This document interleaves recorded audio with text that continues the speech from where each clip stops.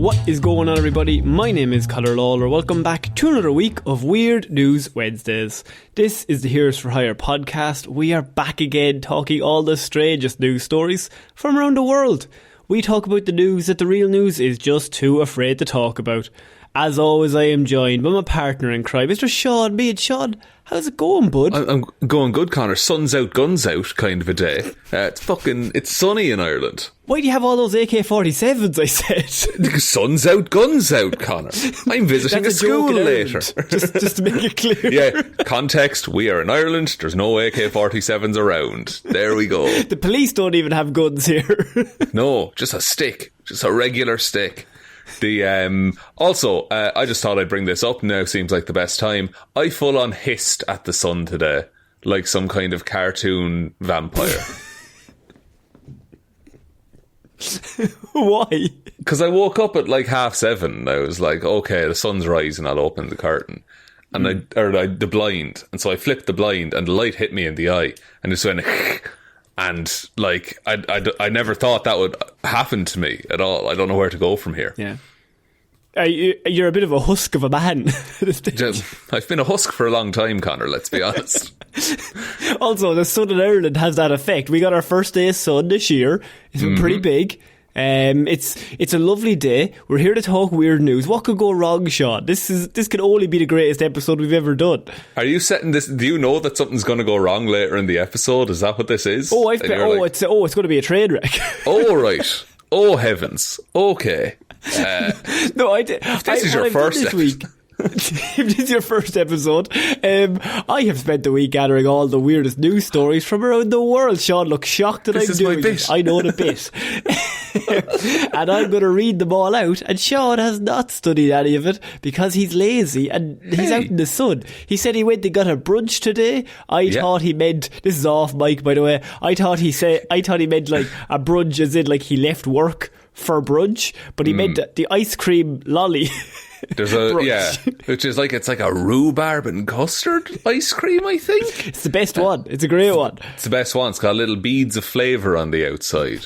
It is great. And Conor, I would never leave sugary work. I'm working right now.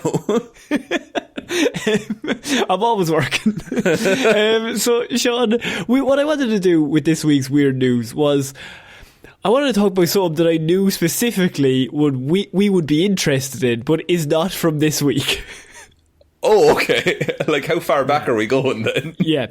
So this is from 2002, ladies and gentlemen. What this is a festival that happens every year, and we've missed it every single year, but it happens in September. But I didn't know about the festival until this week. So technically, this is news to me. Right, okay, you're stretching the format of this show, but all right. Look, what I'm going to say is I have news from this week. Would you rather talk about that, or would you rather talk about the legendary and terrifying Mothman that has his own festival every year? No one said there'd be Mothman. I mean, now my interest is piqued. I knew it was going to get you.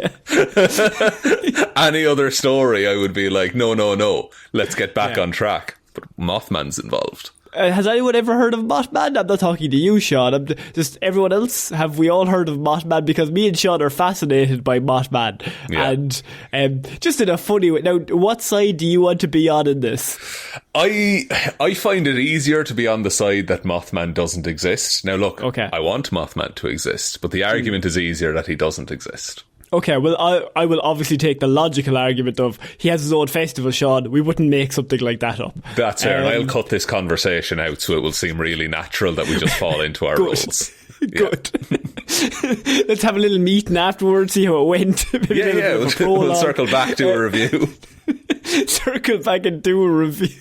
I hate myself for saying that. I said USP in casual conversation the other day. What the fuck is wrong with me? I did. You did. How does a man get to that point? Like, how does a man with this much disdain for capitalism get to that point? I'm like, do that. Why don't we just do stuff? A town in West Virginia is said to have been plagued by decades of spooky sightings of a bizarre creature known only as Mothman. Now, this this is weird news. Obviously, it's more topical week to week, but sometimes the story is so big, we have not covered it, that we need the people to know Mothman exists, and he's obviously terrifying this whole city. Yes, and that can't wait till September. We have to get this news out beforehand, before the festival, when Mothman's at his strongest. In the meantime. Right. So legend says the flying creature terrified several people living in Point Pleasant in the late 1960s, and was also blamed for the collapse of a bridge, Sean. So sorry, that's Mothman lore that I haven't heard. Mm-hmm. He took out a bridge. No. That's outstanding. The first was said to be on November 12th, 1966, set the scene for everyone, when grave diggers glanced up and saw a massive brown figure described oddly as a brown human being moving from tree to tree. Days later, two couples saw a creature with 10-foot white wings and standing around 7 feet tall, standing in front of their car. He's believed to have bright red eyes and flew off at 100 miles per hour. How the fuck do you gauge how fast he flew off? 100 miles per hour. About 100. Ironically, one of them was a policeman, and he actually had the speedometer in his hand. He had the radar gun in his hand, did he? Just at that exact moment he went past. Not a lot of people know that, but I'm reading between the lines here. And this police officer just had the gun ready to go and was tracking the Mothman as it flew already. Yeah. Two volunteer firefighters also reported seeing the beast, Sean. So, I mean, so far, I think we're all pretty creeped out. Like, you might be living in West Virginia thinking you're free. Don't think that anymore, okay? You're right. Going to die in seconds, minutes even, right? Promise? And at any given moment, Mothman could get you, Sean. That's how I want to go. And if he kills me, do I become the new Mothman? Is that what happens? I don't know if that's how it works. So the last confirmed sighting was unfortunately in December of 1966. However, locals in the area believe the legend to be real after so many reported sightings over the years. For example, Caroline Harris told the news only a few weeks ago, Sean, I definitely know the Mothman is real. So, Caroline, do you want to... You seem really convinced. Do you have any solid evidence that would hold up in court or under any scrutiny? Well, I think you'll find she knows. She knows. Sorry. Yeah, she's aware of the facts. She's got a hunch, if you will. Chillingly, some believe the Mothman is a bad omen and only appears when tragedy is about to strike, such as the bridge collapse. So, in December 1967, the Silver Bridge, which carried Route 35 over the Ohio River, collapsed under the weight of heavy rush hour traffic, Sean. That is true. That happened. That's terrible that bridge got destroyed. But if Mothman were real, he's not directly involved. He was just being like, something bad's going to happen, that's why I'm here. Unless Mothman was there with a wrench, undoing a few screws at the side, then technically he was at fault for it. Right. Okay. Now, look, it's hard to hold a wrench. Does he have regular hands, or is it all wing at that point? Can he hold a wrench?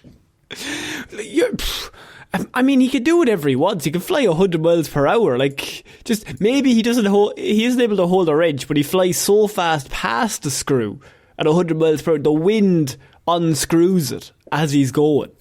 Right. I think you're giving a lot of credit to the wind there.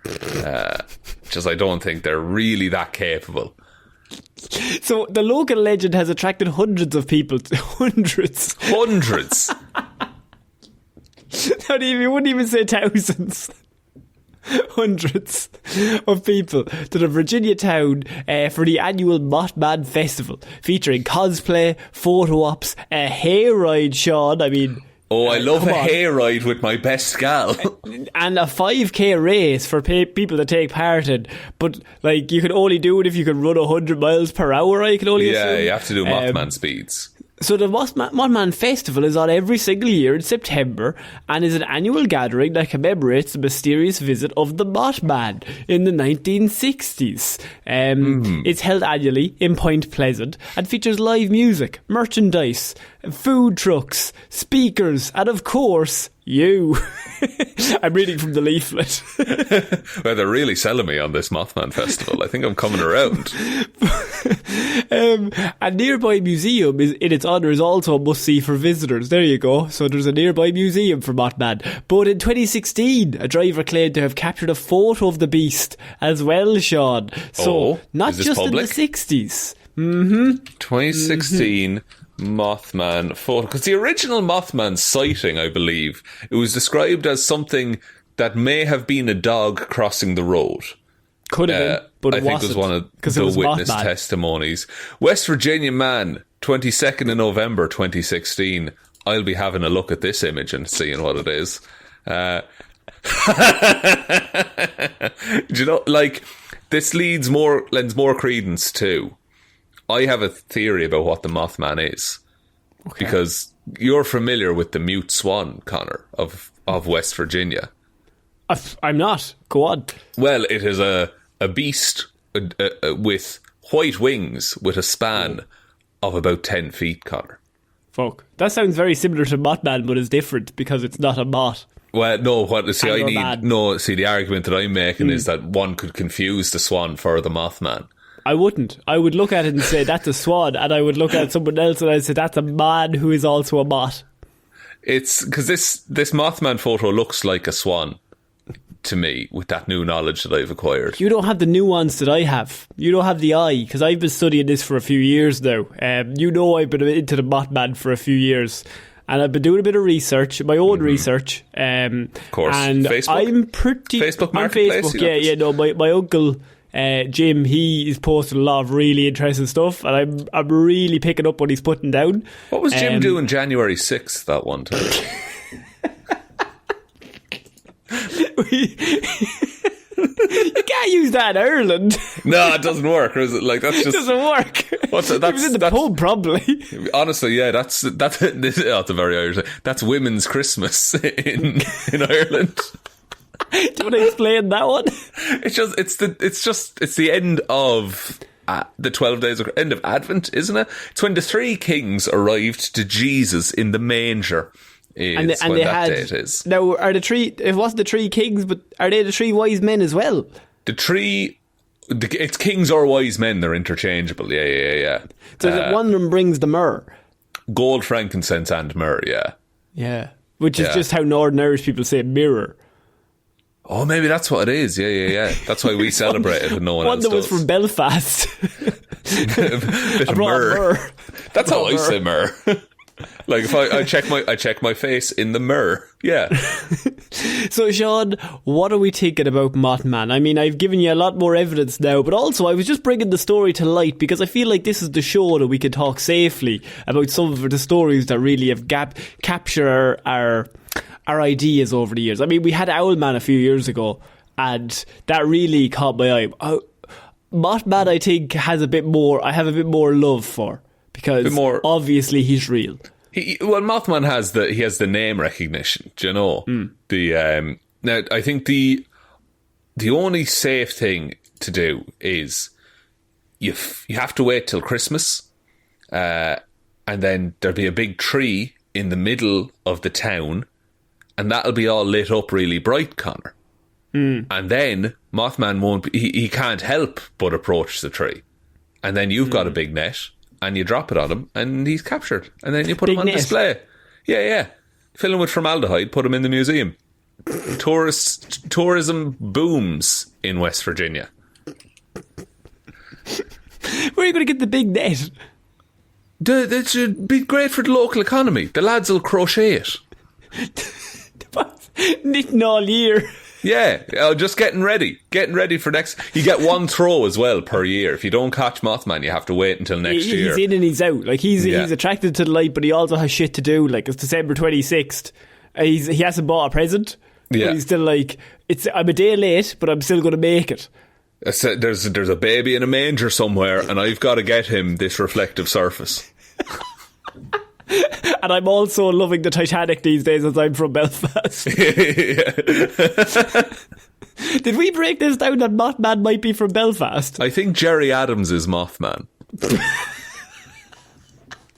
Think about it. Have you ever seen Mothman and Gerry Adams in the same place at the same time? No, but he looks like a man that would have a 10-foot wingspan concealed on him. You know what? I've never seen Gerry put up his arms out wide. This is the thing. Yeah. He has no need to. Do you know, if he does that, I've never seen him get into a car. I think he just walks into it behind the building and then just flies away. Like Superman in a fucking phone booth. Yeah. Anytime you're not seeing Gerry Adams on the ground, just assume he's have you ever, he's in the air watching you. Yeah. Fuck. Oh my god, I didn't realise that about Mothman. Now I think we've had an Irish spin on it, but I think maybe people were looking too inwardly all this time. Maybe the people of West Virginia would never think of Belfast and Gerry Adams. But if I became some kind of half man, half insect creature, I'm not tearing around Dublin for the weekend. Do you know? I'm heading across to New York, going to Los Angeles. Conor, who's going to believe that you're not from Los Angeles if you're over there wrecking havoc? Imagine how well I'd fit in the States. Hissing at the sun. Yeah, look, it doesn't bode well for me. I'd be a nighttime bird / I think you'd be a nighttime villain if you were to be any sort of half animal, half human hybrid. Yeah, like Vole Boy or something like that. Something nocturnal. Why boy? No, hedgehog lad. Hedgehog lad. Lad, I think, is better than boy. That's like the tier. It goes boy, lad, man. Yeah, crocodile kid. Crocodile Kid is pretty good, though. Crocodile Kid, good. It sounds like what a politician from Florida would call themselves. Okay. Elephant Brother. Elephant Brother, the famous, not as successful sequel to Elephant Man. He could talk absolutely fine. Nothing wrong with him. He just loved elephants. His brother. Just what he gets up to. He was fucking wrecking his head, so he was. Fuck's sake. You know, he's working in the bank. Like, he's bringing home money for the kids. Sure, we're going to have to move on from Mothman, but I just wanted to make that. I'll never move on from Mothman. Sometimes a week goes by where I'm like, we have news, but sometimes a story I'm just like, this might be funnier to talk about because I want to tell Seán about this Mothman thing. Well, this is the thing, but like the show at this point has just become like we ranked crisps a couple of weeks ago. You know, like it's That's just true. whatever. That's true. Someone came in with hula hoops, barbecue hula hoops, and they put them on their fingers. We never even considered hula hoops. No. Hula hoops, salt and vinegar are very, very good. Very, very good, I will say. Hula hoops, original flavour, the best original flavour of any crisp. Hula hoops barbecue, always the one left over, but it's a nice little treat and a surprise when it happens. Here's something filthy, actually. If you get hula hoops barbecue and garlic dip, fantastic combination. How did you find that out? Pizza party. You know, pizza party. Pizza party, hula hoops. You know, I was 24 at the time. Are hula hoops universal? Hula hoops, imagine it's a thick crisp in a ring that you have to eat them off of your fingers. But they're not Funyuns. It's much smaller than a Funyun. It's much smaller than a Funyun. You're talking like a 1 centimetre. I just googled hula hoop and assumed the crisp would come up. No, I just got the toys. You're thinking too small here. There's other things called a hula hoop in the world. What are they made from? What? Hula hoops are a snack food made of potatoes and corn in the shape of short, hollow cylinders. That's a good way of describing it. And kind of a nerd way of describing it, but yeah, we added a bit of colour to the thing. You got barbecue beef, cheese and onion, original roast chicken. What the fuck? Who's eating roast chicken? Who's eating a roast chicken? Walker's had. I'd love in my crisps or my chips. A bit dinner. of roast chicken would go down lovely. Walker's had a squirrel flavoured crisp for a while. How did they know? I don't know. I've eaten squirrel. Have you? Yeah. Like, it's gamey as fuck, but like, yeah. I'd say at least 80% of the people haven't eaten it. Well, this is the thing, yeah. So you can just it's like vaguely tastes like a field, and it's like, it's a squirrel. Here's a piece of mud. It tastes like a squirrel. Seán, we're going to have to move on, because what I do have from all of our hula hoop talk and all of our Mothman talk is an actual news story that came out this week that is kind of weird. It feels like this is more the show. Because, Seán, you have kind of, I'm going to say the word shat on. Hey. A lot of my new technology, new inventions. 100%. Everything you bring me is absolute trash. So what I've been doing for the last, I would say probably a few years now, is I've been kind of scouring to see, find cool inventions, bring them to you, and see if any of them catch your fancy. Maybe one of them is actually going to take. We've had a few good ones, excellent ones, I would say. Do you remember that bowl and spoon that added salt flavour to all their food? We had those shoes that make you run faster or walk faster. This is just like just inventing solutions to a problem that doesn't exist. Like, yeah. Well, Seán, I think I might have the one. Okay. It's taken a while, but I think you're going to like this. I'm open to How do you like the microwave? I mean, it's a useful tool, good for reheating. I cooked a whole lasagna in the microwave the other day. Like, what the fuck is that? That's class. That's unreal. Have you ever thought, Jesus, I love the microwave, but also I just wish I could bring it with me sometimes? No, anytime I need to use a microwave, I'm at home with my things, you know? It's in the kitchen. It's not that far away. People are obsessed, Seán, with the new portable microwave that lets you heat up meals anywhere. How is this good? Because microwaves have a big fucking electrical transformer in them. Yeah. You can't carry that around. Well, Japanese firm Makita has launched a portable and cordless microwave which will heat 11 meals in between charges, Seán. I can think of some uses for this because Makita makes power tools. So if you're like out on site and you rock up with a microwave, you're king of the fucking job site for the day. Are you on the train? No problem. Don't want to go to a restaurant? Don't microwave. No, sorry. The microwave has got you covered, Seán. Do not microwave anything on the train, okay? As long as you can lug around 9 kg around with you, it does have a shoulder strap, though, to make things a little easier in your transport. Who is this designed for? Who is this? I really want you to look up an image of the portable microwave. I think you're going to like it. It does have a shoulder strap. You may not be the most popular person on the morning commute, however. Is this in the press statements? They're like, people are going to fucking hate you. You might bring some tuna, put it in the microwave for no reason. Bit pungent on the train, I would say, on the travel. Lads. The microwave is currently only available to buy in Japan, where it costs 110,000 yen, or around £700. But you have to pay for the battery and the charger separately, making it a rather expensive investment. What I will say though, I'm looking at it here, it literally runs on the same batteries you put in the drill. So, like, this is absolutely designed for you have it on a construction site, you bring it around with you. I think if you bring this on public transport and start fucking heating up last night's tuna, Jesus, you're a psychopath. But what if I want to go on, I don't know, the subway or something? I'm looking for a bit of a hot meal, maybe a bit of soup.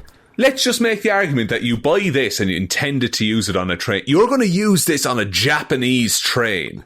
Yeah. A fucking microwave. Yeah. One, there's a microwave in every fucking 7-Eleven over there. Yeah, but no. What about here in Ireland, Seán? What am I going to do? I'm going to have my little microwave. I'm going to be walking along. Oh, man, I'd really love some sort of hot food.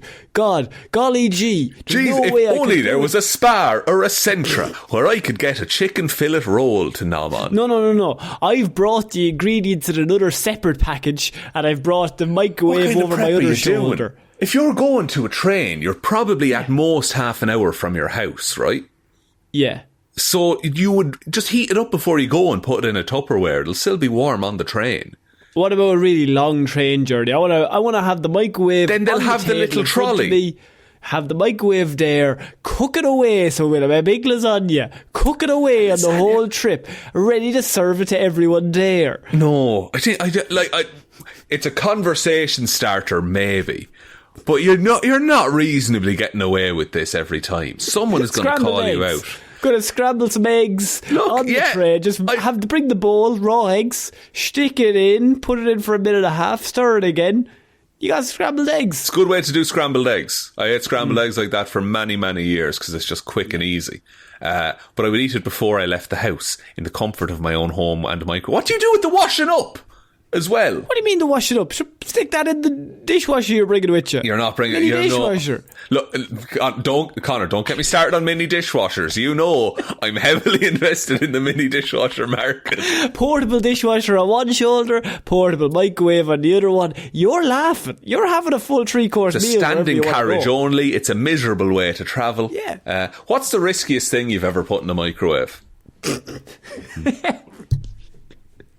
What do you mean? Like, because you know there are things that you can definitely do in a microwave, like a lasagna, like heating up last night's leftovers and stuff like that.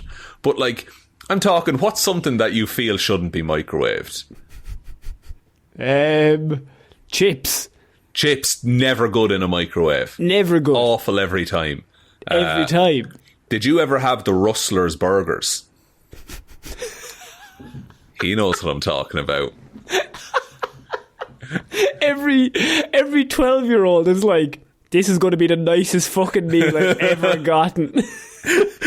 It comes in a pack and you just put it in the microwave. 2 minutes, you have a burger. What could go wrong? Fully functioning burger. Fuck me, it's the worst thing I've ever eaten. What are you talking about? It's absolutely amazing. You shouldn't be allowed to microwave burger, bun and sauce and cheese all at once. The bun as well.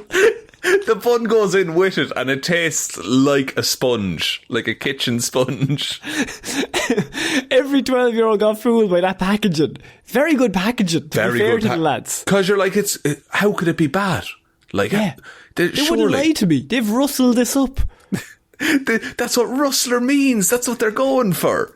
But so I'm saying, I'm on the train, loving a bit of a rustler burger, stick it in the microwave. Genuinely, Conor, I would call the guards on you. What are you talking about? If you start cooking a rustler's burger on the train. I'm starting cooking a rustler burger and a few roasties. Put them in the microwave as well, heat them back up. All I'm gonna when you're not looking, I'm throwing a big ball of tin foil into that microwave and I'm gonna nuke us all. Yeah, how soon is it before someone throws in a little bit of tin foil? Just to mess with you, like, because it's gonna happen.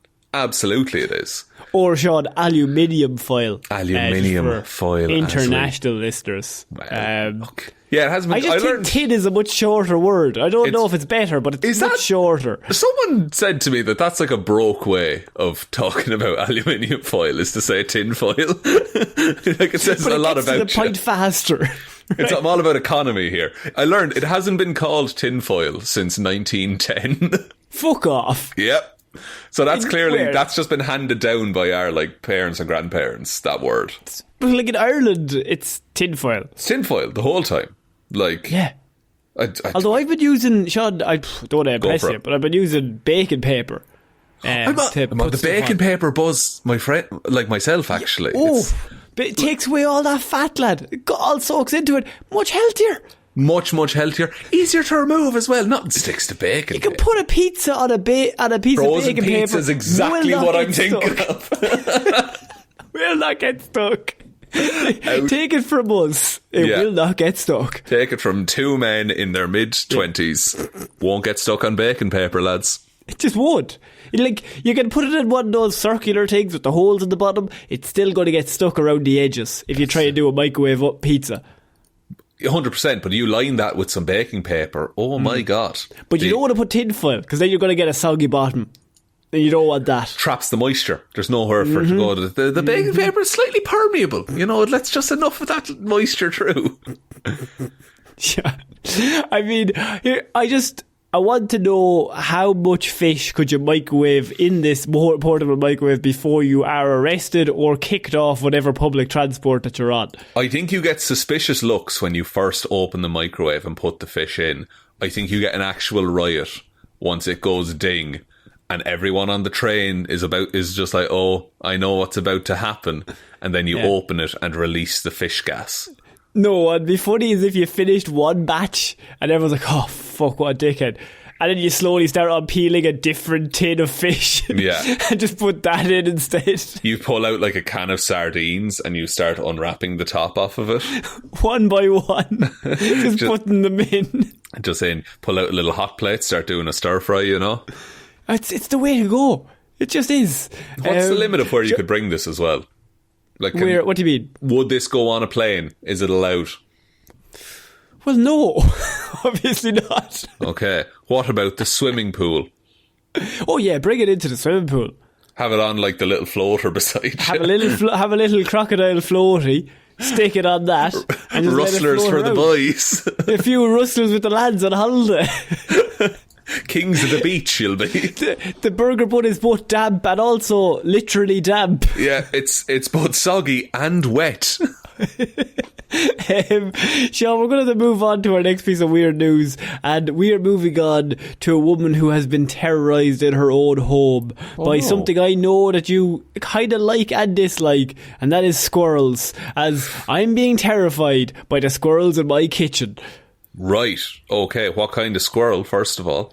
I knew you were going to ask that. Michelle Collins says she is terrified to enter her kitchen every morning because of the grey squirrels that have been living in her house for the last 3 years. Evading the efforts of pest controllers, they have chewed up her doors, her skirting boards, and have eaten all of her dog's food. The gym owner said they go into her kitchen. Food? Yeah, they've no rules. Fucking jacked. So they go into her kitchen at night, leaving her at the end of her tether. Michelle from Ayrshire, said, I never imagined squirrels could do this to my home. It's unbelievable what they can do. I've tried everything, but nothing is working. I feel terrorised by them. I'm afraid to go into my kitchen every morning because the squirrels now own it. It's the idea of the mental preparation. You're just like, and then you open the door. It's the squirrels land. They just all start scattering everywhere. I mean, like she became by the way, she became aware of the problem when she started hearing a noise in the walls. Then noticed piles of sawdust at doors and skirting boards. Oh dear! So they've made themselves at home now. Like they're in the walls. Yeah. Yeah, there's a hole where they have dug under my porch and are coming up inside of my walls. No, how do you deal with that, man? Like, how do you even start with that? Where do you go? Like, who do you bring in? I see. Seems like she's tried some experts and they haven't worked. She said a pest controller had given up after trying everything to catch the squirrels. See, I don't think they're thinking insane enough.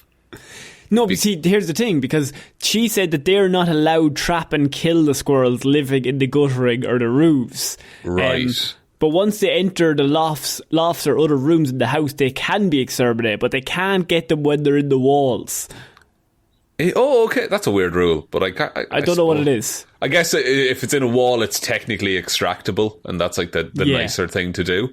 So what you're saying is they're not thinking crazy enough, and that's why this story caught my eye, because I knew there was one man who's just crazy enough to come up with the worst idea this woman has ever heard that I think might work. I think we have to use the squirrel's the natural elements of the squirrel against it. Here we go. I'm talking, okay, you're going to black out all of the windows and doors in the house. No light gets through. You're going to crank the air conditioning and just make the house freezing cold, right? Then what'll happen in the little fucking dumb squirrel brain? They're going to start hibernating, Conor. And then once they're hibernating, they're asleep in the walls. Easy, go in, grab them, get them out. What do you mean go in, grab them? Where are you going to grab them? Fuck, I'll tear open the wall at that point. Like, can't hide in the wall if there's no wall. There's just... your idea is take away the walls. I know, make them hibernate first so that they can't run and get further into the house. And then demolish the house. Break that. No, just the plasterboard of the kitchen. What? Well, they're in all the walls, though. No, not the whole house. If they were, like... from this story, I thought it was just the kitchen. My argument still stands, though. Make them hibernate first. Slow them down. Get them on the back foot. then invade and get them out of your own walls. See, the squirrels had chewed through the door between Michelle's kitchen and her conservatory. So the conservatory, true. Look, you can sacrifice a fucking conservatory. It's outside anyway. I just think burn it down and start again. It's now the squirrel's house. Just no, you can't. You always resort to it's the animal's house now, and I feel like you got to stop moving eventually. Like, but your idea is always find the common enemy. Yeah, my legitimately, the other place my mind went was let snakes into the walls. Big lion. We get one big lion who has a lust for squirrel. Just ready to kill him. And then just let that one lion loose in your house. Because then it's one lion instead of several squirrels you have to deal with. Exactly. I would rather one lion than several. Then you can just, I don't know, just live with this lion. Just learn to grow and adapt and love the lion, maybe of some sort. I was Googling natural predator of the squirrel and it auto-corrected to natural predator of the bobcat, which I've already Googled, it turns out. And also, minks, weasels, bobcats, red foxes and raptors are the enemies of the squirrels. Raptor, as in like birds. Like those kind of raptors. Not like a fucking pterodactyl raptor. No, look, I'd say it'd eat a squirrel if you gave it to it, I'll be honest. Oh, yeah. So are we thinking we get bobcats into this? No, because I think you need something you can easily train and call back. So I think you need to befriend a group of ravens and then set them in your walls. They'll root out the squirrels and then you just do a whistle and then they land back on your shoulders. You're good to go. And then how long that's going to take? How long does it take to train a raven? No, that's a Google search nobody's made. How long to train a raven? Can you train a raven? How and when? Ravens cannot be trained easily. So Google is literally telling you, lad, back up. It's a slow process that takes months to get through. Best to start when they're 2 or 3 months old. So you're going to want to rob some raven eggs from a nest. So what you want those to imprint on you, and then you raise them to specifically only hunt squirrels. As many people would say this plan's going off the rails, I say it's coming together. Yeah. What we're doing is we're giving you clever advice. What you do, Michelle, you go find a raven's nest, piss off the mother, perhaps. What can you do? Who gives a shit, right? Too old anyway, can't be trained. You take the young. They're going to love it. They're going to laugh. They're going to think it's fucking hilarious. Yeah. Collect several eggs. I'm talking at least 50 eggs. As many as you can. Figure out how to incubate eggs. As we've discussed before, that's difficult. You're going to have to get funding from probably the government to get an incubator in to grow the eggs in.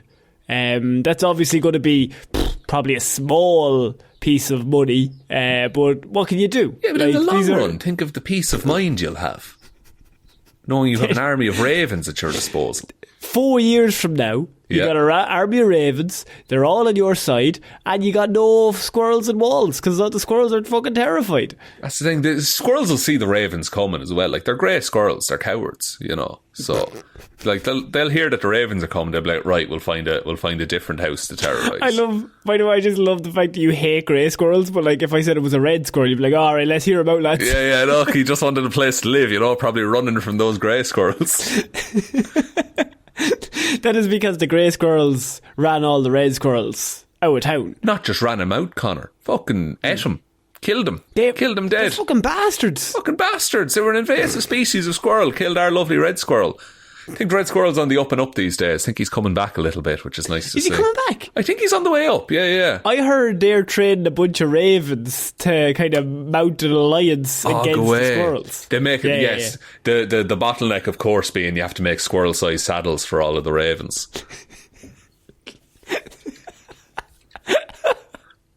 It's just, this is the greatest. I mean, I feel like, I think we've solved it. I think. Yeah. I don't know what the issue is here. It's an easy solution. It's just someone had to have the balls to say it, you know? Like, Michelle, right? Just listen to us. All you got to do, buy an incubator.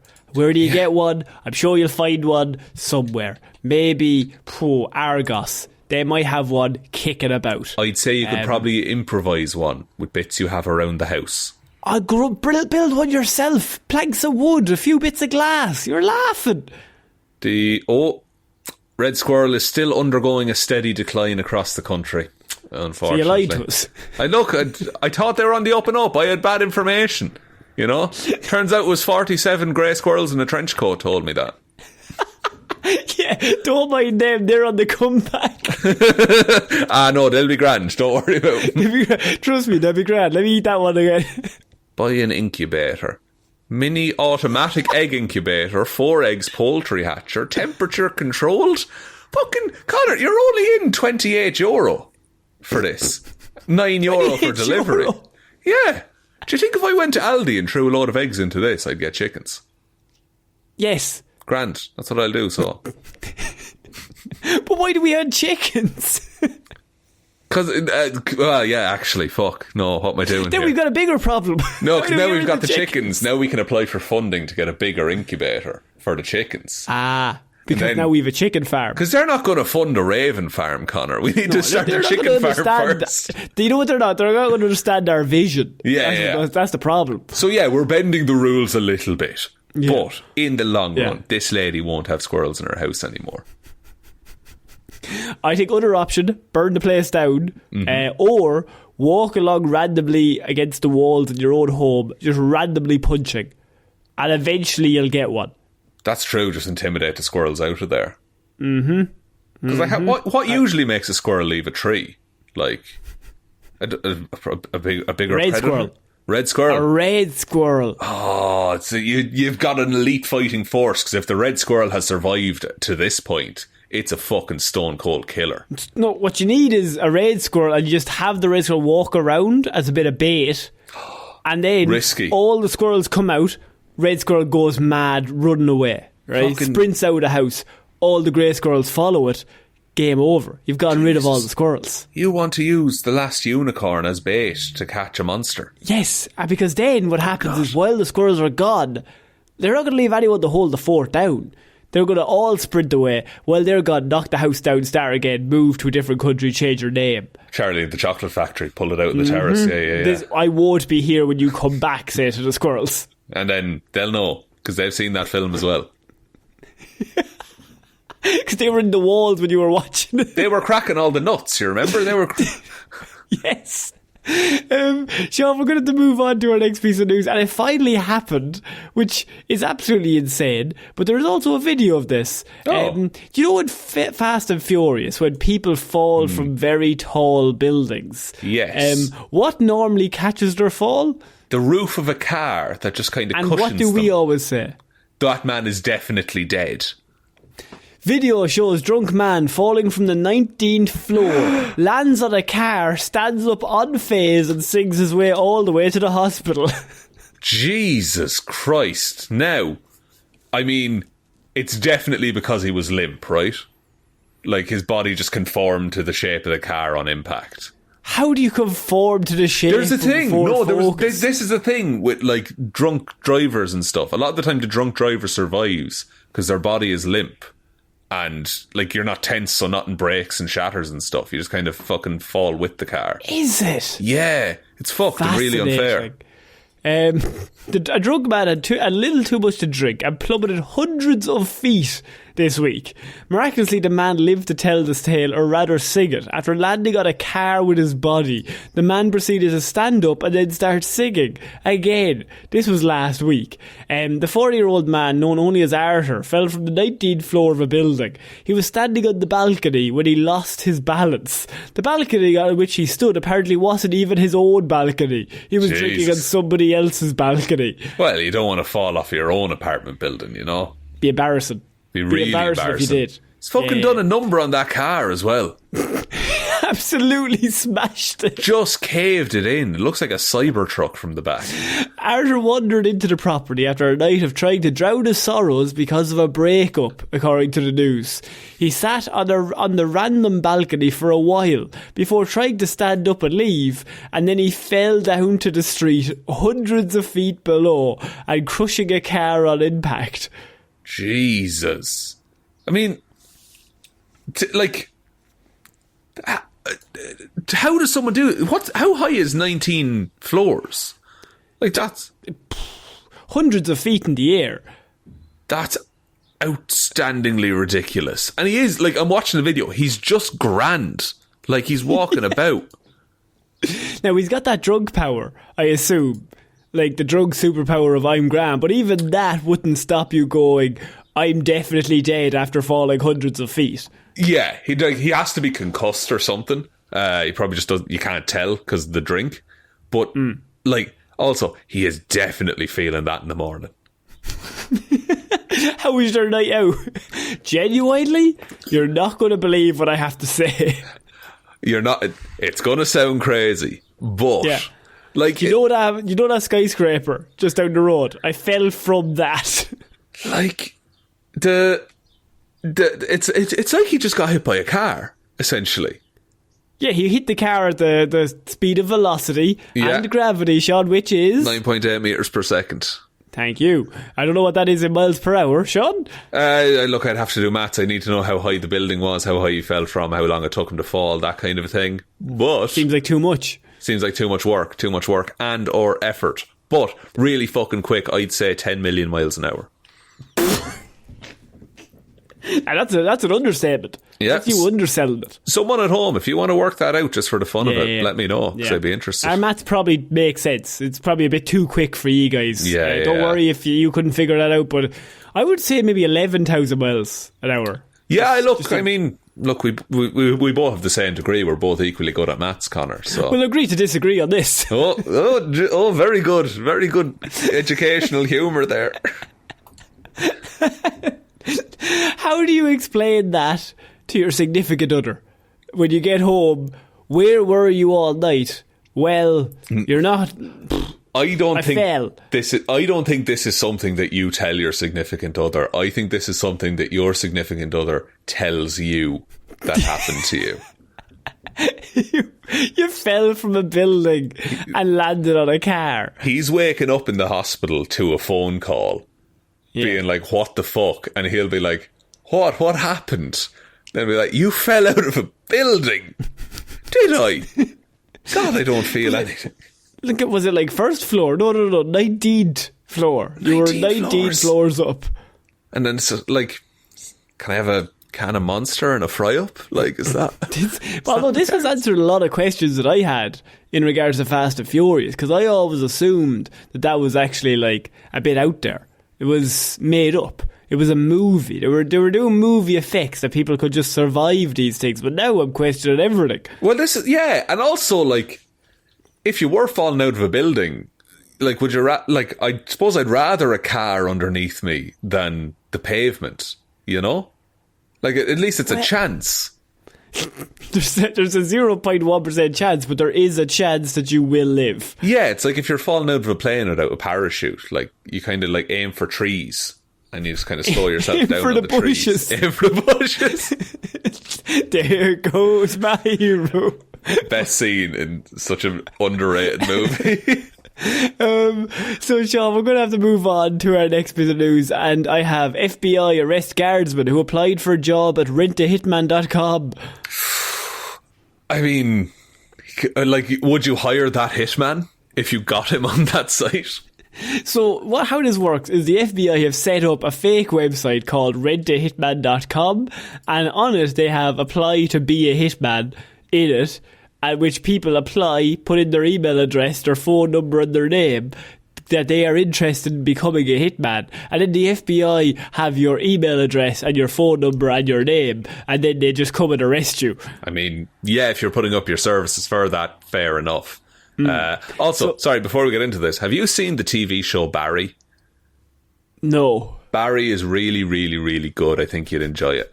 It's a HBO show. It's Bill Hader plays a hitman who moves to Los Angeles and wants to become an actor. Oh, okay. Very, very good. Very, like, well written. Like, it's won a bunch of shit ton of awards and stuff. And it's just genuinely actually funny. I have one for you. Go for it. And it's probably on everyone's trending Netflix. But have you heard of The Night Agent, Sean?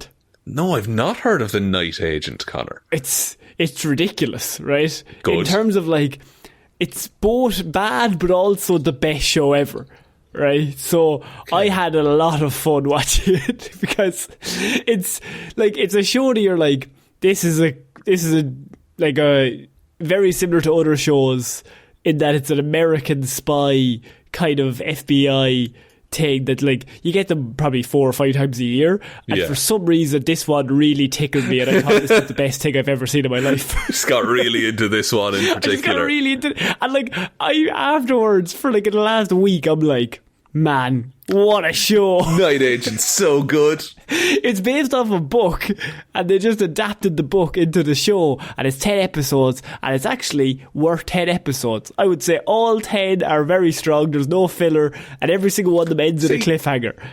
I do like that kind of show. There's definitely a place for that kind of a show where it's just, this is just really entertaining the whole way through. Yeah. Now, you might predict all of the twists and turns. That's absolutely fine. But I had a fucking romp watching the twists and the turns. That's fine. There was a thing, like during lockdown, there was a rake of these kind of shows came out. Like The Stranger, do you remember that one was a big... Yeah. A big one. And like just a heap of those kind of shows. And there might be a bit of a formula and shit like that. But it's really fun. It's really fun to watch. I realised at the end of it, right, I was like, I actually don't even care about any of the characters. Like, I don't care what happens to them, but I just want to see what the big conspiracy is. Like, I was like, yeah, I'm in. Let's go. Yeah, the President of the United States is involved. The whole FBI, it's all corrupt, man. Telling you. Just a big, like, overarching story is way more interesting than the, like... borderline stereotype of characters. Like, I'm assuming the main dude is like an ex-military hard ass who's now at a desk job. He's actually he's an former FBI. No, he's former Secret Service who stops a tube bomb, a subway bomb. It's about to go off. He saves everyone.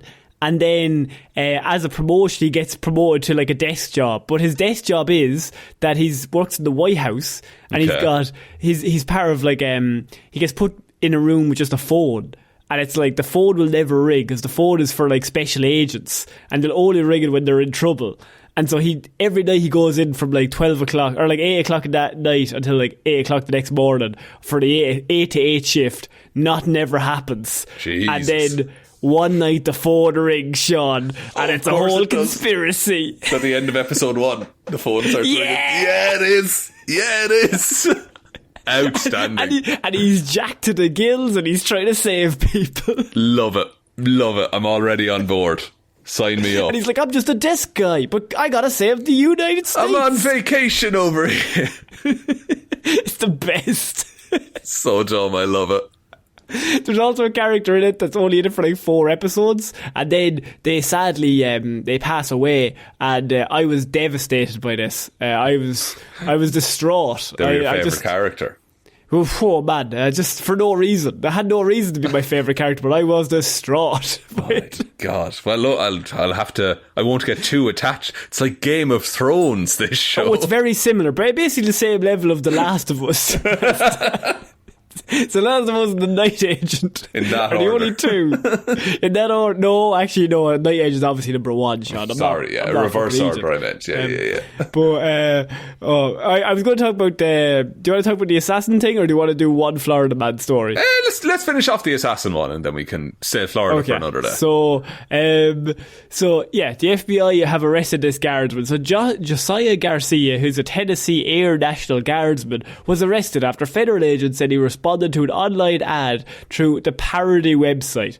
The site was originally created in 2005 to advertise a cybersecurity company that never took off. However, it received many inquiries over the years about murder for hire services. So eventually, the site administrator turned it into a parody site with fake testimonials, an intake form to request services, and an application form to become a hired killer. Okay, so look, I Google a lot of funny things on this show. I'm not going near that. Garcia submitted an employment application form a few weeks ago and sent several follow-up emails over the next month. He doubled down. It wasn't like a drunken bet kind of a deal. Like, he was fully into this. In one follow-up, he added a section on why I want this job. I'm looking for a job that pays well, related to my military experience, shooting and killing people, so I can support my kid along the way. What can I say? I enjoy doing what I do. He actively said he enjoys it. Yeah. Oh dear. Oh dear, oh dear. So at the beginning of April, an undercover FBI agent claiming to be a field coordinator at the company reached out to Garcia. Who presumably no one had done this for years at this point. Yeah. Like Garcia told the agent he needed money and thought he would be good at killing people because of his experience, and that because he was an excellent shot. They spoke about the supposed job for several weeks, including whether he was willing to torture people and cut off body parts to get information out of people. So the FBI agent must just be like, would you be willing to, I don't know, torture people and take arms and legs to get information? Absolutely. Like, yeah, he's lying in the interview.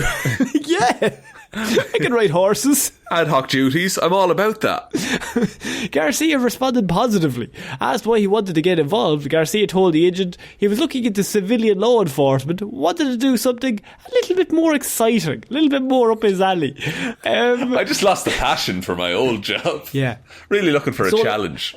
So last Wednesday, Garcia finally met the agent in a park, where the agent provided him with a fictional target package. The agent also paid Garcia $2,500, supposedly the first of 2 installments. Garcia, having left the park, was arrested immediately. Because there was conspiracy to commit murder. Now he's walking off with a target. That man should be arrested because he's perfectly willing to do all those things. Is that entrapment though? Because not if he not if he offered to take the job in the first place. I suppose, yeah, if he's like, no, I'll torture anyone. I'll kill anyone. I will chop body parts. I will murder anyone you want. Put me in, coach, he says. I wonder what the full list of questions was. Like, there's got to be some horrendous shit on there. I think you just get more and more outrageous as it goes on. I just start naming the plot of, like, James Bond films. Yeah. And say there was, like, your handler, who was basically a mother to you. Would you kill her?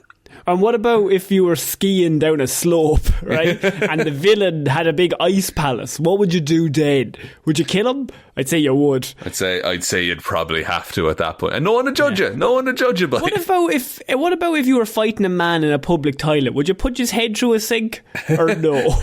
You've tied a man to a chair, okay? And I hand you a rope. What's part 2? So Garcia, however, after being arrested, told the agents he had not intended to go through with the killings, the silly billies. He said he just received a job offer at a Nashville medical centre that he intended to take instead. The whole thing was just a joke. He wasn't actually going to do it. Just a big jape over here. He's just having a bit of a goosey gander moment. He's just a silly little boy. If convicted, Garcia faces up to 10 years in prison, according to a news release. But Sean, how dumb do you have to be like, they're definitely going to put this online. This is perfect. This is definitely how you advertise for this kind of thing. But what I'm like, because they caught someone applying to be a hitman. Sure, guaranteed people have used that site to request a hitman. Yeah, that's why they have applications for requesting and applications to become. Like, what? Like, you'd feel like if you fall for that, you need to be arrested. You also need a talking to of just like basic common sense with the web. You can tell a lot of them would probably be a bit older to go, yes, here's all of my details. That just raises further questions though, like 70-year-old Thomas, like Googling how to have someone killed. I'm killing Frank from the pub. Yeah. Didn't buy me around last night, the prick. Yeah, like just the smallest of grievances. Just like, nah, once I open my bookmarks, you're dead. I think as an FBI agent, is that the easiest day you ever have? Oh, just like 100%. they're all like looking at each other like he's actually responding. Like, this guy's a Jim, come here. Yeah. Jim, look at his fucking response. He says he will actually slide down that mountain, and also he says he'll climb a crane and chase a man. Just, it's fucking mad. It says lethal at parkour on this form. I just seen this article and I'm just like, lads, how could you be this dumb? Like, just obviously it's fake. Yeah, there's no hope. Like, there's no, like, it's such a hard thing to advertise as well. You have to go down the road and, like, you have to know someone who knows someone who knows someone for that kind of shit, you know? You're not going in blind getting someone online. You need in-person reviews. He actually did say in one of the emails I've just found, he actually did say the phrase, "Put me in, coach." Jesus. Like, you gotta know your audience. Have a bit of like, people have a certain idea in their head of what a hitman is like, so really play into that. Don't say suit, tattoo of a barcode on the back of their neck. Can change outfits like that. Can dress into a clown if need be. Yeah, the full clown run is tough. It is tough. It's tough. Yeah, I've been doing that my whole life. Just need to lose my hair and then I'll be there. Seán, I think that's it for this week's Weird News. What a week. Would you like me to take us out, Conor? Yeah, sure, why not? Thanks everyone for listening to this episode of Weird News Wednesday. We'll be back on Friday with Hero or Zero, Wednesday with Weird News Wednesday, and that's how the shows work now. I'm still getting used to that outro. Big shout outs to everyone over on Patreon who supports the show: Róisín the Wife Palmer, Joe Burney, Ryan, Komatsu, Dozer, Enthusiast, Evanson, Anonymous Comrade, Viva la Revolution, David Clarke, Shaun Chuck in the wash and It'll Be Grand, Jamieson, Dominic, Anna Irish Walrus Forever, Hjelmroos, Danny McLaughlin. Where we're going, we don't need roads, we need cake. Lordsmish, Michelle Browne, Michaela Doughty, Frost, Buster, Ed Ball, Lorraine and Conor have swapped the order of their names to purposefully bamboozle Seán. Russ, I need some advice. ChatGPT advised me to send money to a Nigerian prince. Should I? Parfitt? Yes, use that money to pay for a hitman. Jackson Brueheim, Liz had a few too many on St. Paddy's Day and Tipsy subscribed to the Patreon, and Ciara Lawler. Thank you all so much for your continued support. We really appreciate it, and we couldn't do it without everyone over there. So head on over if you want all the movie and TV show reviews we've ever done. They're all up on the Patreon for $5 or more a month. There's also a merch store, heroesforhire.ie/shop. Twitter is at Heroes for Hire Pod, the 4 is the number 4. Facebook is Detective Divilment's Discussion Group. Instagram is Heroes for Hire Podcast. And the best way to ever help out the show is to tell one human being that we exist. Just the one, please. I think that's about it, Conor. I think so. So I've been Conor Lawler. I've been Seán. We shall see you all next week, guys. Bye. Bye.